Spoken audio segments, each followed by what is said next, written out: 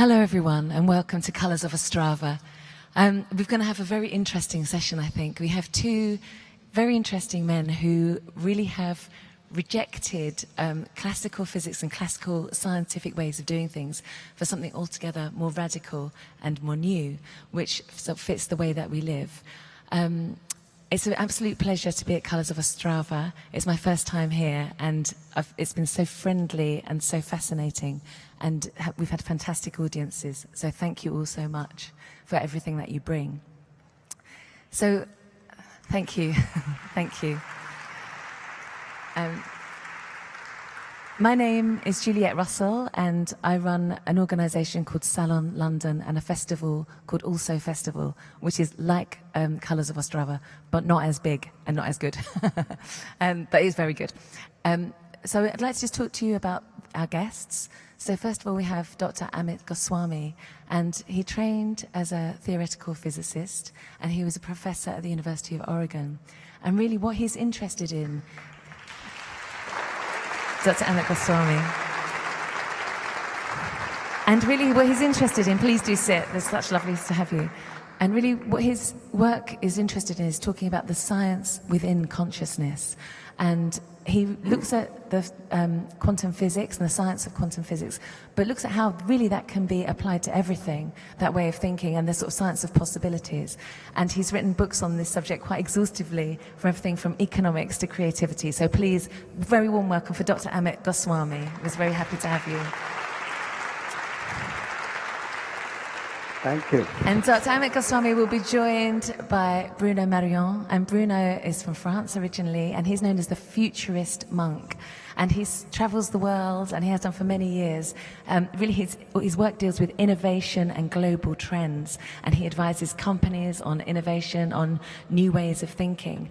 And his work really looks at looking at chaos theory, again, another rejection of that classical science, but looks at chaos theory in the sense that we are living in uncharted times. We are living in a way where everything is so fast-paced, technology is increasing, we have the biggest global population, bigger than we've ever had before. So we can't rely on old ways of doing things, we have to find new ways, and he's going to explore that through chaos theory, which is going to be so fantastic. So please give a huge warm welcome also to Bruno Marion, the futurist monk. Hello, Bruno. It's lovely to have you here. Welcome both of you.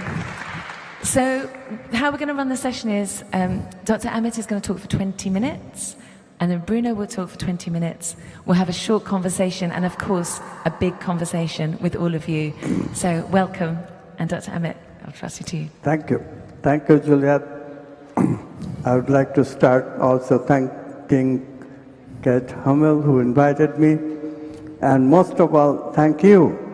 It's amazing to come to a conference called Melting Pot, which is supposed to be, hopefully, melting pot of all kinds of ideas that people today need, the world is looking forward to, so that the world can change, so that the world can have some peace, so that the world can even, dare I say, be enlightened.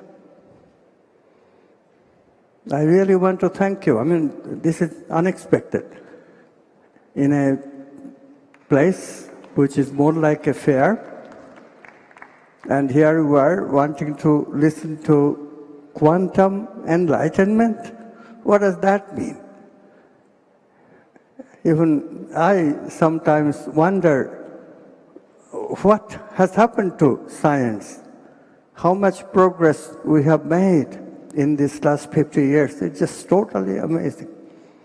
I'm talking about progress in quantum physics and neuroscience. And the two subjects are so different. Quantum physics is supposed to be about little objects we call elementary particles. The word quantum means elementary particle of energy. And that having to do with human beings, that having to do with how our brain works, which shows up in experiments of neuroscience. So this is what I'm going to share with you, as amazing as it is. I hope you will feel as amazed that I feel every day with my research on this wonderful subject. Enlightenment, fortunately, is something that you can guess what it is about, although I don't know in Czech Republic how much interest there is in enlightenment. One thing I can guarantee you, if you are enlightened, you will know peace. Truly. I don't know how much you know about peace. When I was a young man, I certainly did not know much about peace at all. I was a restless person, very ambitious person. Of course, I had some intelligence, obviously, otherwise I could not get a PhD in physics. But certainly, peace and intelligence I never put together at that time. Quantum physics changed my life. To understand quantum physics, it turns out you need to have an understanding of consciousness. Why, you ask? Okay, let's go back to those elementary particles of matter and energy. Are they really particles? For example, light is energy. If you say light is a particle, and it is experimentally verified, you have to deal with a paradox. Light is also a wave, and that too is experimentally verified. If that doesn't surprise you, let me explain. Waves can be in many places at the same time. You all have seen water waves. You throw a pebble in a pond, and the wave spreads, becoming bigger and bigger. It's reaching a lot of places at the same time. Have you ever seen a particle do that? I throw a particle, it will follow a trajectory, just staying at one place at one time. How can an object be both at the same time? When you solve this paradox, as the quantum mathematics and eventually the analysis of quantum mathematics enabled us to do, you have a huge surprise. The waves don't reside in space and time, they reside in a domain that is outside of space and time. In other words, nature is not solely space and time as you have been accustomed to thinking. Instead, nature is what spiritual traditions have been telling us for millennia. There are two domains of reality. One is where we live, space and time, but there is another one. In quantum physics, this is the one we say the waves reside. We call it the domain of potentiality. Why are these domains, one coming from spiritual tradition, one coming from quantum physics, why do they converge? They converge because, listen to the characteristic of the domain of potentiality that quantum physics tells us. In this domain, everything communicates instantly. No signal is needed to communicate with one another for the objects of potentiality, waves of potentiality. Think about it. Who can you communicate with without a signal? Not in space and time, except yourself. Except yourself. And that applies to everywhere. If two objects can communicate, they must be one and the same. Because there is obviously no separateness. If two objects can communicate all at once, taking no time, no signal need to be the mediator of the two. This oneness is exactly what the spiritual traditions talk about when they say that there is a transcendent domain of reality vis-a-vis this immanent domain of reality that defines space and time. This is why we say that quantum physics integrates science and spirituality. But that's just the beginning. How does this oneness become two? Quantum physics also says absolutely amazing thing. These waves that I talked about are waves of potentiality. The waves become particles when we look at them, when we observe them. How? Because we are observing them. And this has been a fantastic mystery that physicists took 50-some years to solve. In 1985, I had a tremendous experience, creative experience, in which I realized that this domain of potentiality is nothing but our consciousness. Consciousness is the ground of all being from which our experiences arise.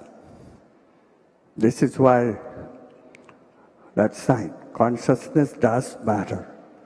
Yes, consciousness creates matter when it chooses from the waves of matter the particle that's going to manifest. Waves are many-faceted objects. Consciousness chooses that one facet where the particle will be found. What you are hearing is truly amazing. The consciousness is oneness, that oneness becomes two. Subject looking at that particle that becomes manifest. Why have we missed this? I sometimes wonder. Why do we still argue about it?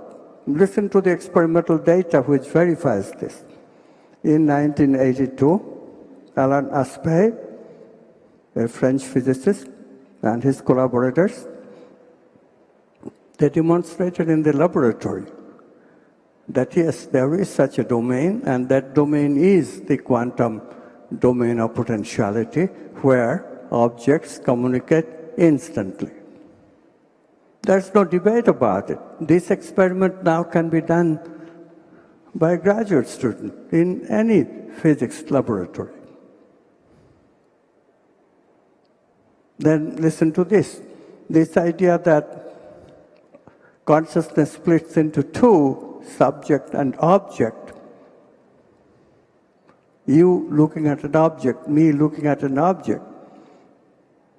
This idea too has been verified in the neuroscience laboratory. Neuroscientists have been measuring the brain for quite some time. Initially, the data was scanty because we could not really look inside the brain except epileptic patients. And even then, the measurements were very limited because we could only poke at the brain with little devices, not giving us too much information. Yes, brain waves did tell us about states of consciousness that we can reach by meditation, and that did create some excitement. But now a new method is available called functional magnetic resonance imaging. You know about magnetic resonance imaging, I'm sure. That's quite famous. This word functional just means that as you take the image, you also measure the blood flow, oxygenation, and things like that in various parts of the brain. And you know what? In certain experiences, the brain does an amazing thing, which this functional MRI can detect. Because you are measuring blood flow, you can see that when these experiences, like a creative experience, when it happens, different parts of the brain. Brain is quite big. We don't think about it very much, but brain is a macroscopic system and really quite big, considering how long it takes neurons to communicate, because the speed of the electrical signals that connects neurons, that speed is not very large. And yet, the experimental data shows that different parts of the brain, different organs of the brain, the frontal part, neocortex, the part in the middle, like hippocampus and amygdala, and in between, all these organs are involved at the same time. And not only that, in synchrony. This is the key word, in synchrony. This is only true if the brain is quantum. Brain is behaving like a quantum object in those moments when we are creative, when we are spiritual, when we meditate with deep love and compassion.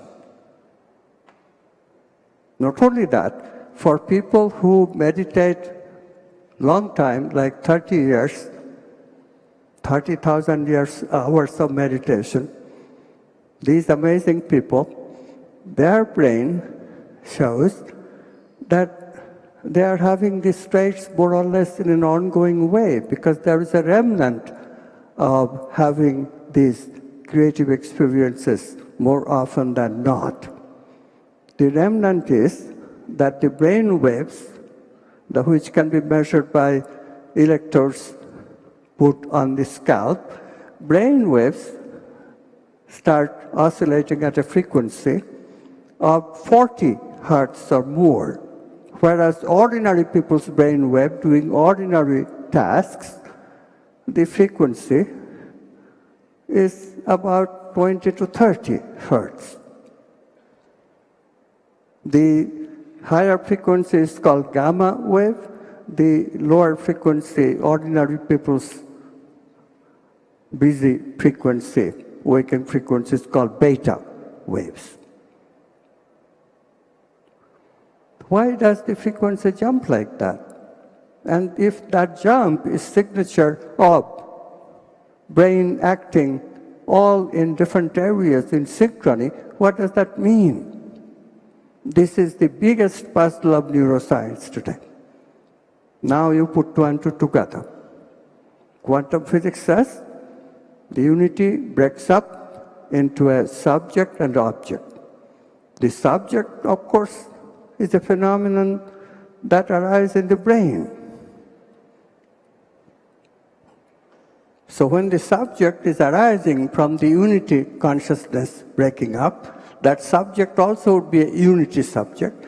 Then doesn't it make sense that it shows that unity in the brain itself, that the brain itself becomes a quantum object in those moments? Different areas of the brain connected up and lighting up together, like an orchestra is being run by a conductor of an orchestra. Now you know what quantum enlightenment means.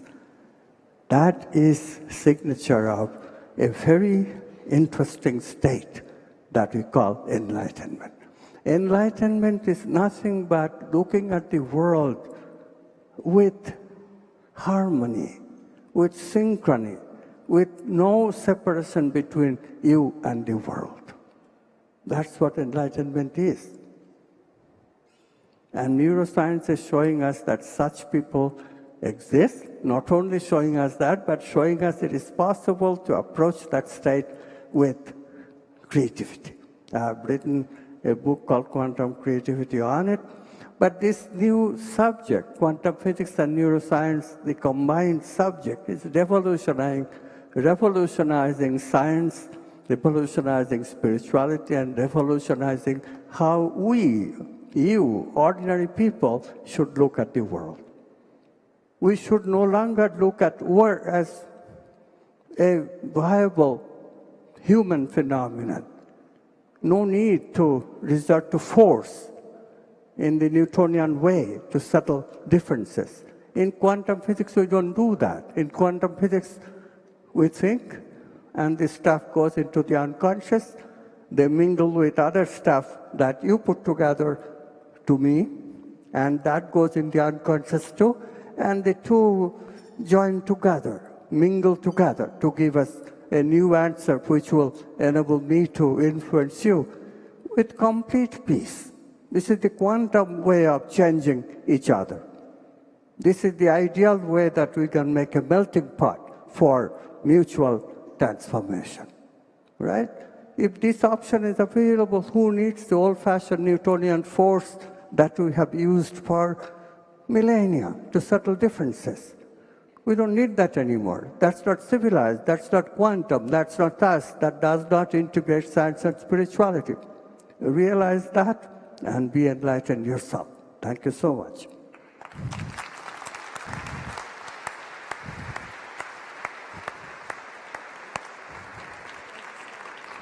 Thank you. Sorry, Bruno. Thank you so much, Dr. Amit Goswami. Thank you so much. And now we'll hear from Bruno Marion. So, Bruno, we'll hear from you. Hello. I'm so happy to be with all of you tonight. When I was 36, I didn't have any children. I still don't today. And when you are 36, if you don't have any children, all your friends, they do have children. So every dinner, every weekend is here to remind you that you are different. So at that time, I started to ask myself, what's going to be my legacy? What am I going to leave to the world if I'm not going to leave my DNA? And also at that time, I had already this feeling, strong feeling, that our world were going through an amazing transition, an amazing mega shift. So I thought, well, maybe Bruno, that's your mission. That could be your legacy, to find new ways to understand this world and to find tools so you can thrive in this new world. So I left my quite well-paid corporate job and I started to travel around the world, meeting thousands of people, reading many books. I met very rich people, very poor people. I met artists, politicians, people in jail, gurus in India, gurus in the Silicon Valley, they are not the same, special forces people. And the more I was traveling, the more people I was meeting, actually, the less I was understanding. And I was suffering from that. When you see the world, when you see the complexity of the world, when you see the suffering of the world, I was like, what's going on? I don't understand. This whole thing doesn't make sense. This world doesn't make sense. To the point that one day, I was like, maybe I should go back to a normal life and maybe find another corporate job. And suddenly I thought, wait, are you sure it doesn't make sense? And I'm like, yes, it doesn't make sense. This world is just chaos. And when I heard myself saying chaos, I asked myself, wait a second. Do you mean chaos like in mess, like in catastrophe? Or do you mean chaos like in science? Because if it's chaos like in science, then maybe you can find some hidden patterns. Maybe you can design tools so we can thrive in this chaos. So this is what I did. I did my homework. I read even many books. I met experts of complexity and chaos theories. And I came to the conclusion that, yes, our world has become more uncertain because it has become chaotic in a scientific sense. And today, I would like to share with you why our world has become chaotic, What does it mean, chaos, for you? And the most important part, what can you do to thrive in this new chaotic world? First, why our world has become chaotic? Mostly for 3 reasons: numbers, connection, and speed. First, numbers. How many people were living on this planet 150 years ago? Approximately 1 billion. We were living in a quite empty world. By the way, the little white dot in the middle of the picture, this is my house, in the middle of nowhere, in the south of France. How many people are living on this planet today? 7 billion. Some people, they say 8 billion. If you look at the world population, it was quite flat, well, oscillating, crises, wars, disease, but it was quite stable, and suddenly, in the past 200 years, 100 years, it just exploded. First, numbers. There have never been so many people on this planet. Second, connection. First, we are connection because we are living together. More than half of the world population is living in big cities. And obviously you can see this is different to live in one of these buildings compared to live in my house. Very, very different. We are also connected because we never traveled so much. All the little yellow dots behind me, they are flights, they are planes in the air. As you are sitting in this room, there are approximately 1 million people flying in the air. And obviously, we are connected in the virtual world. There are today more mobile phones on this planet than human beings. More than half of the world population is connected to internet. And this is just the beginning. I don't know how you will be connected tomorrow with brain-computer interface. This is like a nice one, a big one. Maybe some of you, you have already a little implant, invisible implant, so you don't need a mobile phone. What I want to say, it's just the beginning. Increase of numbers. There have never been so many people on this planet, and we have never been so connected. So, sometimes when I tell that to my friends that we are living an amazing time, they'll tell me, look, Bruno, you think this is an amazing time because this is your time. But maybe people 200 years ago or 2,000 years ago, they were already feeling that was an amazing time. And they are right. There have been crises, wars, amazing events in the past. The big difference with this one is 2 words, speed and scale. No event has affected so many people at the same time. When we changed from the hunters-gatherers era to the agricultural era, it took thousands of years. And it did not happen for everybody at the same time. When we changed from the agricultural era to the industrial era, it didn't take thousands, but hundreds of years. And again, it didn't affect everybody at the same time.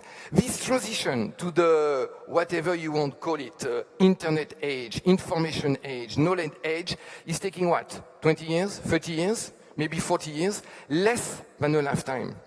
And it's affecting almost everybody on this planet. Speed and scale. Speed and scale. And this is just the beginning. There are many new technologies that are accelerating this speed. Robotic, genetics, artificial intelligence, all this is accelerating. We don't have time to adapt to the new changes of our life. Increase of numbers. There have never been so many people on this planet. We have never been so connected. And speed. We don't have time to adapt. This all creates the perfect scenario for a chaotic stage, a chaotic situation. So now, I would like to tell you, what does it mean, chaos, for science? For science, chaos is not good or bad. Chaos is just the status of a system. What is a system? I am a system, you are a system, all together we are a system, humankind is a system. A system can have different status, like water. Water can have different status. Water can be like solid, ice, liquid, you can drink it, or a gas. And obviously, it won't have the same properties. You will not interact the same way with water. That's why it's important also to understand the status of the system you are interacting with. And I'm going to show you the different status that a system can have. First, the system can be balanced. It's flat. Apparently, I don't see all of you, but you seem quite balanced on your seat. You are at equilibrium. If I come and push you, I won't do it, don't be afraid. If I come and push you, you're going to start to oscillate because you're going to resist me pushing you. It's like a swing. If I push the swing will oscillate not too far from equilibrium. If I stop pushing the swing will go back to equilibrium, will stop. Things are under control. It's like a thermostat. If the temperature is too hot in this room, AC will start. If it's too cold, AC will stop. Temperature is actually oscillating. The thermostat is controlling the temperature. What we learn from chaos theories is that at a certain point, called the tipping point, things can go out of control. Things will start to auto-amplify. It's like a crazy thermostat. If it's too cold, it will put more AC. Even colder, more and more AC. Things go out of control. Because there are so many of us, because we are so connected, there are many cases where we can see auto-amplification. Like I can see, the more people on Facebook, the more people on Facebook. If it's only all of us on Facebook, nobody is want to join. Maybe your friends and colleagues. If more than 2 billion people are connected on Facebook, many more people want to connect on Facebook. Artificial intelligence, you remember? The artificial intelligence can learn to learn. Therefore, if the artificial AI can learn to learn, it will learn to learn better and better, faster and faster. It auto-amplifies. Like crisis, before we had cyclical crisis, the bubble, up, down, up, down. Now we have systemic crisis. A financial crisis can trigger an economic crisis, that can trigger a social crisis, that can trigger maybe a political crisis, another economic crisis. It auto-amplifies.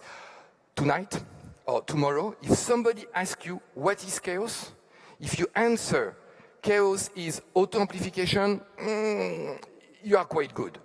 Auto-amplification. So at this stage, you're supposed to ask yourself one question. And the question is, what's next? What's happened? What's going to happen after this chaotic phase?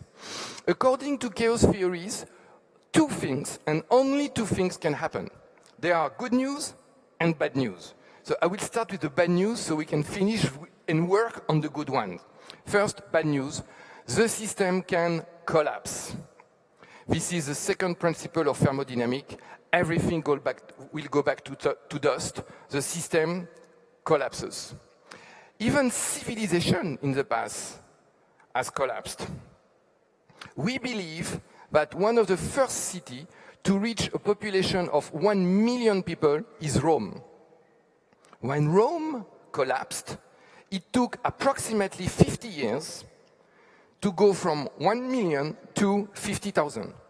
1 million, 50,000 people. Still, at that time, it took 50 years. And I believe it didn't affect that much the Chinese people.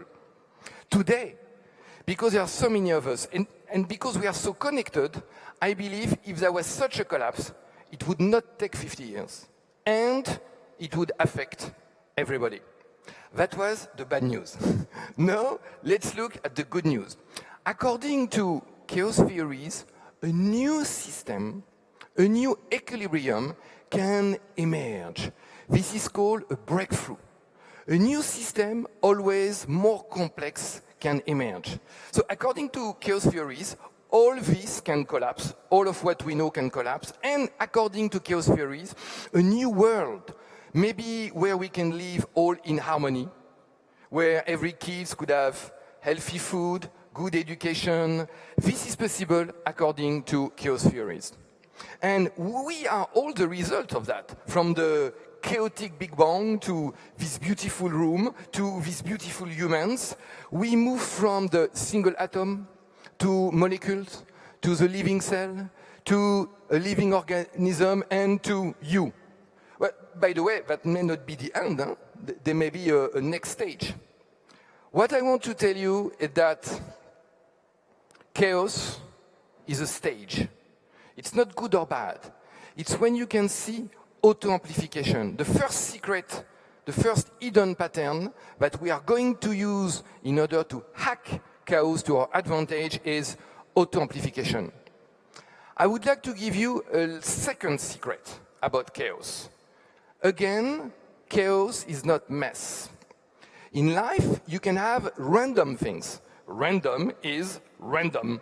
You cannot predict anything. And then you can have, on the other side, order. Order, if you understand the system, you can predict the output of the system. Random, you cannot predict. Order, you can predict. And somewhere else, there is what we call chaos. Chaos, you cannot predict, and still, at the same time, it cannot do anything. There are hidden patterns. We call that, in chaos theories, a strange attractor. A strange attractor.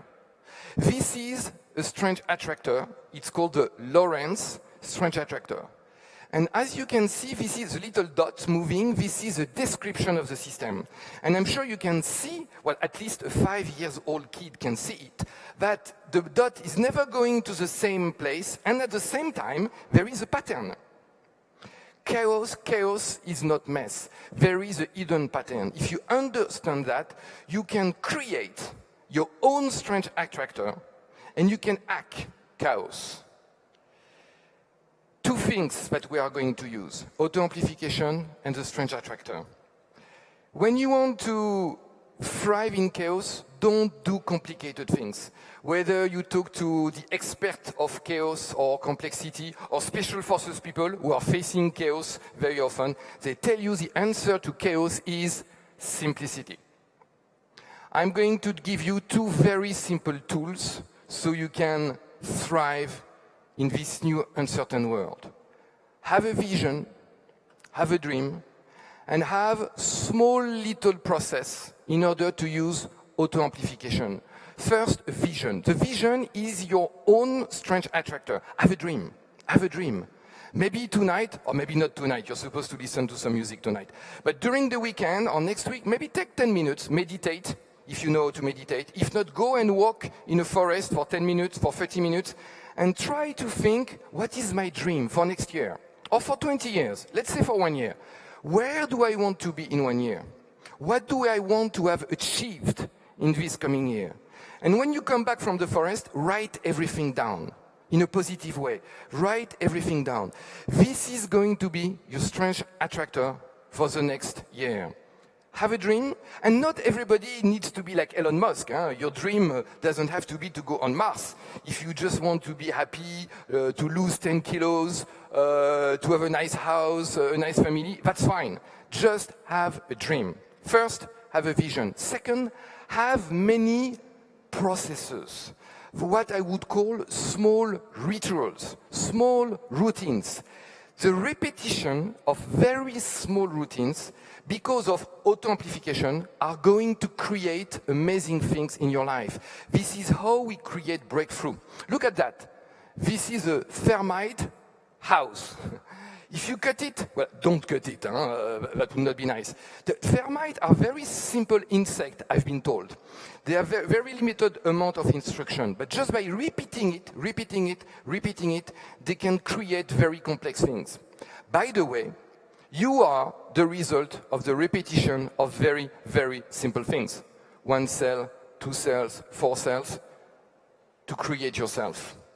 Have small routines. I would like to give you a couple of examples of routines that I'm using in my daily life. Well, the first routine you should use, once you have written your dream, read it. Read it every day. By reading it every day, all the small decisions that you are going to make during the day, should I do this? Should I do that? Should I eat with this person or with this person? Should I go to this meeting or to this other meeting? All the small decisions, unconsciously, you don't have to repeat your dream all day long. Just do it in the morning. Unconsciously, all the little things that we are going to do, like with a strange attractor, will bring you back to your dream. First process, I'm reading my dream, my yearly dream, and my long-term dream, 20 years vision, every day. Another thing I'm using, like small routines, that every time I think, or should I do this, or should I do that, I try to think and. Maybe I can do this and that.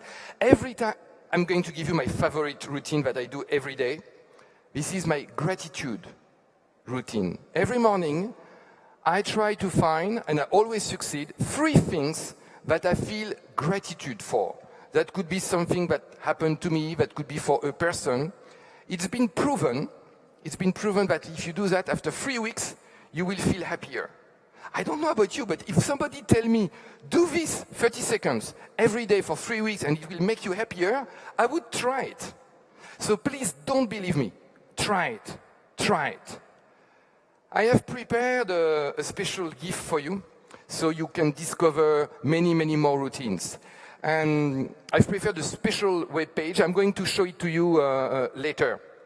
Where you can find, well, the first bonus you can get, it's the notes I would have taken if I was sitting in your seat. I can see some people are taking notes, but many are not. So I prepared some notes for you and a couple of bonuses. One of these bonuses is the anti-crisis guide. How to find the new opportunities in this new world.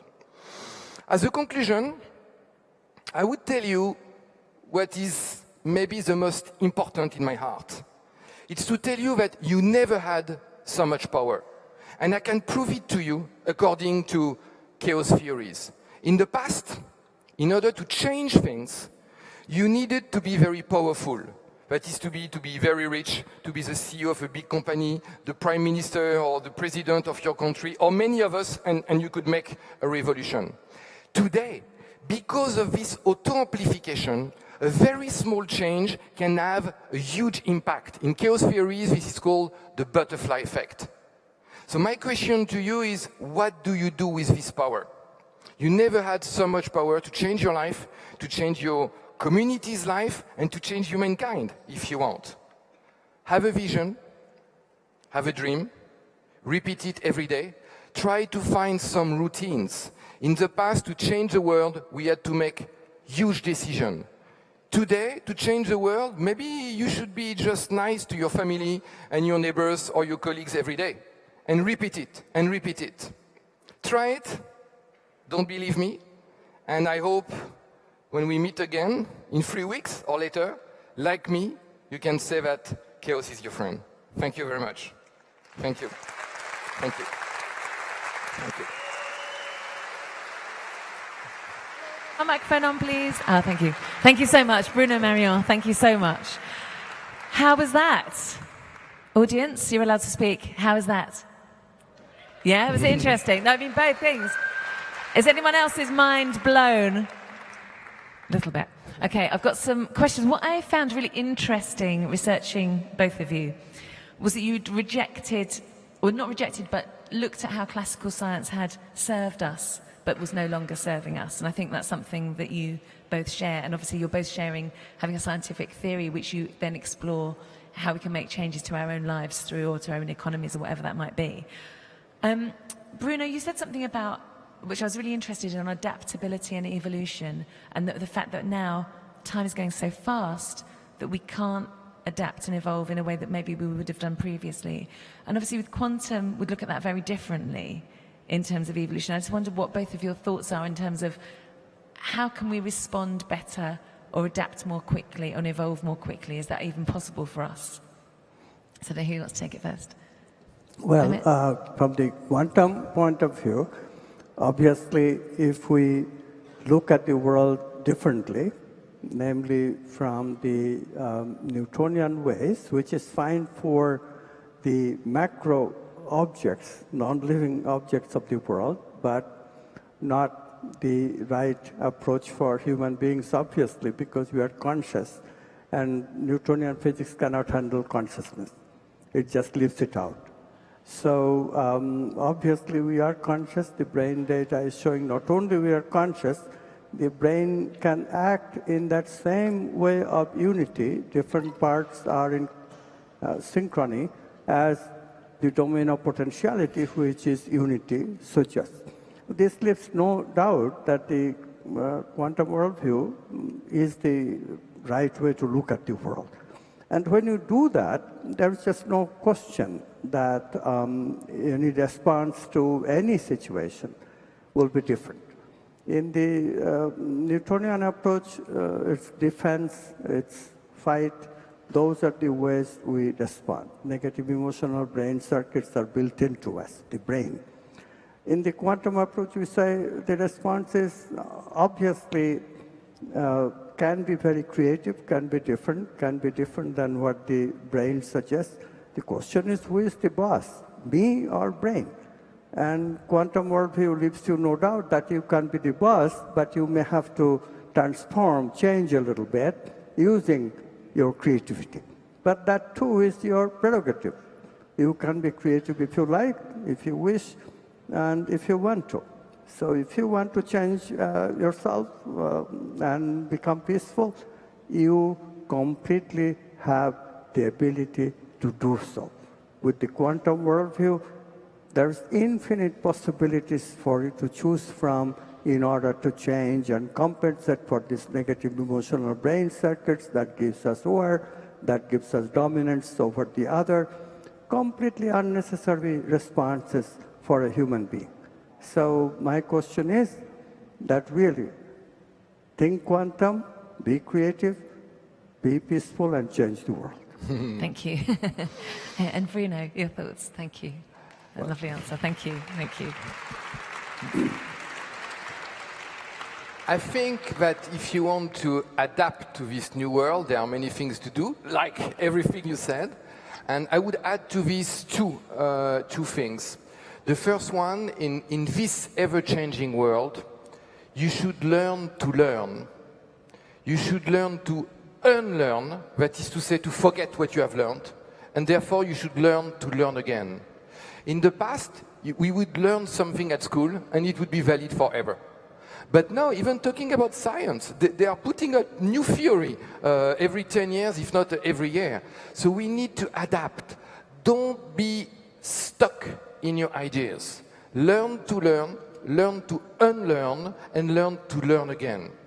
My second advice is, in order to adapt and in order to thrive in chaos, we can learn from nature, the living. Nature has been quite thriving, at least for some aspect.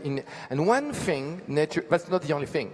One thing nature is using is diversity. Make sure you are exposed to new ideas.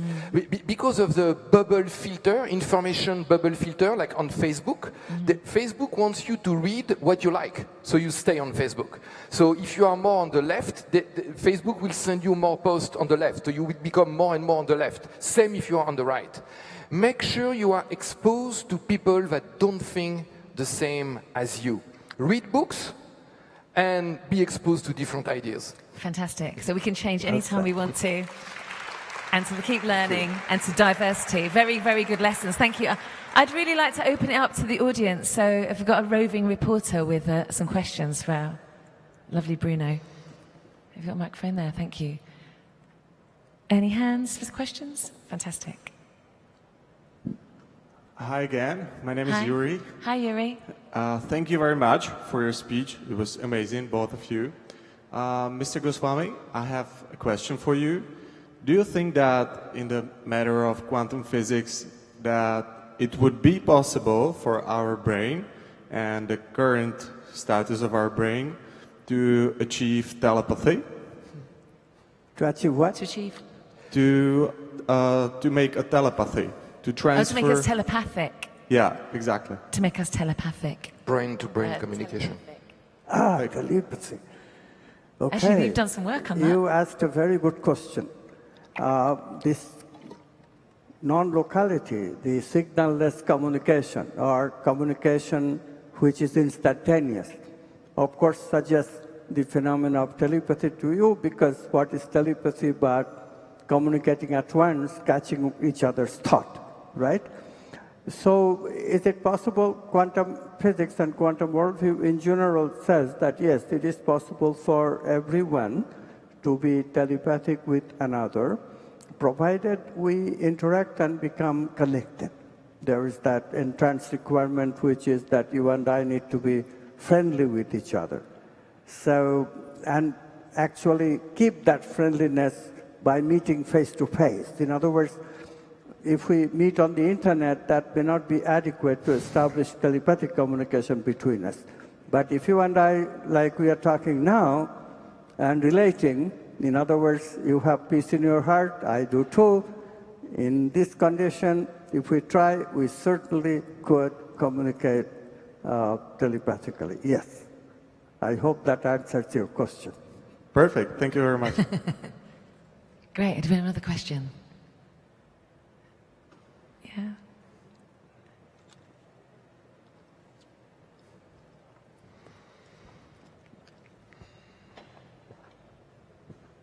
Hello. Hello, my name is James. So I have a question for Bruno this time. So you spoke about how we're a lot more powerful now, that we have the ability through chaos to take a system that is perhaps in an equilibrium and through our actions push it to a new equilibrium through breakout. But at the same time you speak about a system collapsing. So does that mean as well that when we do take actions and we do seek to change the equilibrium, that we run the risk of also creating a situation where the system collapses? Thank you very much. This is a very valid question. First, according to chaos theories, you cannot really predict the system. Therefore, you cannot predict if there will be a collapse or a breakthrough. The thing is, all chaos theories has been based on experiment with things of a very low level of consciousness, like bacteria or computer simulation. What I believe is that your level of consciousness is higher than the bacteria. This is arguable, huh? We don't know each other. I hope so. That's why I believe that although chaos theories tell us that we cannot predict, this is the first time in human history, and I would push it a little further, this is the first time in consciousness history that the agent, that's us, that human is having the conversation that we have. All the previous evolution in consciousness, from the atom to the molecule to the living cell, we believe that the atoms were not, I'm not sure, but I can believe the atoms were not having the conversation we are having now. Like, oh, atoms, friend, let's create a new world. So this is the first time that together we can actually be proactive. So the question is, can we predict, or can, like you said, our small action lead to a catastrophe, a collapse? The answer is yes. And still I believe that if we put consciousness in that, together we can create a new emerging world and hopefully a better world. Thank you. Thank you. Thank you. We've got time for one more quick question. Thank you. Thank you very much. So one more quick question. Any more? Something there. Great. Thank you. Hello. Hello, Richard. You said that vision is the very important things. Are you sure that we know that our vision is the right thing to do? You cannot be sure. This is your vision. What I mean by vision is 100 years ago, if you were a farmer in the south of France, or if your parents were farmers, most probably you would be a farmer. Well, statistically, of course, some people, they decided to be heroes and have a different journey. Today, your parents may be farmers, and most probably, statistically, you won't be a farmer. That's why now you have to decide. Is it going to be a nice dream? I don't know. You decide. And I don't believe that we should have one dream for everybody. By the way, we tried that. We called that socialism, capitalism, and then even capitalism, now we know is destroying the planet. So I don't believe in one dream for everybody. But I believe that if you work on your dream, if I work on my dream, somehow that will make something better. And also, I think when you're looking at developing something, you build and build and build, and you might hone and tone your vision. You don't start with one vision that always stays the same necessarily, because one of the things you were saying was about have lots of different processes and lots of different ways of learning, but that dream, if you like, or vision is a starting point really for all those things. And you say similar things when you're talking about creativity. It's just giving yourself that space to create and all that kind of thing. So we all have that creativity innately within us. We're out of time for questions, but thank you for your fantastic questions. You're a lovely audience. And I'd just like to do a little celebration with you, because we have Audioteca here, and they are a company that do audiobooks, and they're also a partner with Melting Pot Festival. And what they would like to do is to launch the work of both Amit and Bruno on their audiobooks. So please can we welcome onto stage from Audioteca Audiobooks is Petra Longova. So please give a warm welcome to Petra Longova. Hi Petra, come and join us. Chtěl bych se s vámi podělit o to, co jsem během své cesty objevil a co jsem na ní pochopil. Chtěl bych vám ukázat, že svět je čím dál tím lepší, čím dál tím horší a čím dál tím rychlejší. A to do té míry, že se z něj stává chaos. Představím i nástroje, které vám pomohou ten měnící se svět lépe analyzovat a porozumět mu tak, že v něm dokážete lépe jednat. Nástroje jsou to velice jednoduché a přesto založené na těch nejpokročilejších poznatcích vědy. Na teorii chaosu. Hello, I am very proud and glad that we have in Audioteca the best audiobooks from Bruno Marion and from Amit Goswami. And I would like to wish our audiobooks very, very many listeners. Thank you very much. Thank you.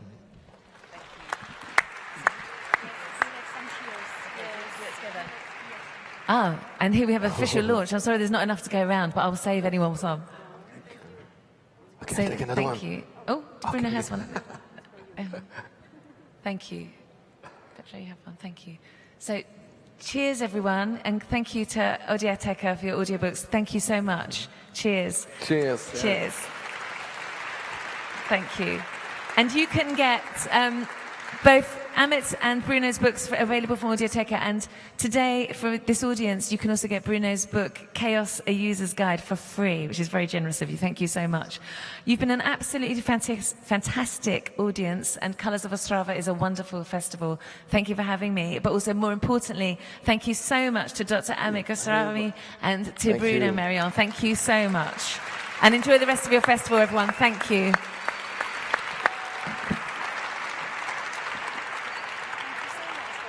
Yeah.